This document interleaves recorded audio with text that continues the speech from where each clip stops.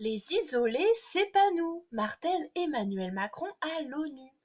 En marge de l'Assemblée générale de l'ONU, le président français s'est vivement opposé à son homologue américain Donald Trump et s'est félicité de ne pas être isolé à l'international.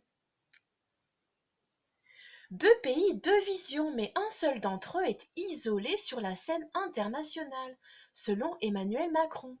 La veille mardi, le président a largement plaidé pour un renforcement du multilatéralisme, contrairement aux États-Unis. Les isolés, c'est pas nous, a déclaré le président français à des journalistes après avoir participé à l'Assemblée générale des Nations unies, devant laquelle il a réclamé une coopération accrue entre les deux pays pour faire face aux grands défis géopolitiques. Je cite: Je ne vois pas de résultat en dehors du multilatéralisme et notre mobilisation est efficace, a-t-il ajouté en citant les avancées dans les domaines du climat, de la santé, de l'éducation, etc. Avec Donald Trump, nous n'avons pas la même vision de l'ordre international, dit le président. Cette différence de vision est assumée et doit être portée sans ambiguïté, a précisé Emmanuel Macron. Je ne crois pas que l'ordre international puisse reposer sur la loi du plus fort, quel que soit le plus fort.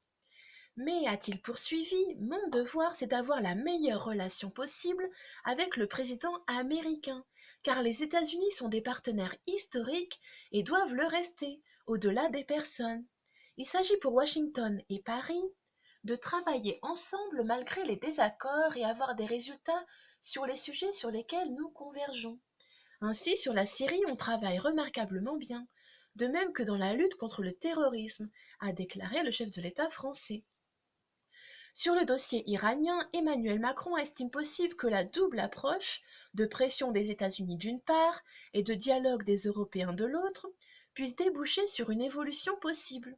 Je cite: Si nous suivions tous le président Trump, nous aurions tous tort, parce que nous serions tous sortis du JCPOA, l'accord sur le nucléaire de 2015, et que l'Iran aurait repris son activité nucléaire, ce qui aurait entraîné une tension dans la région.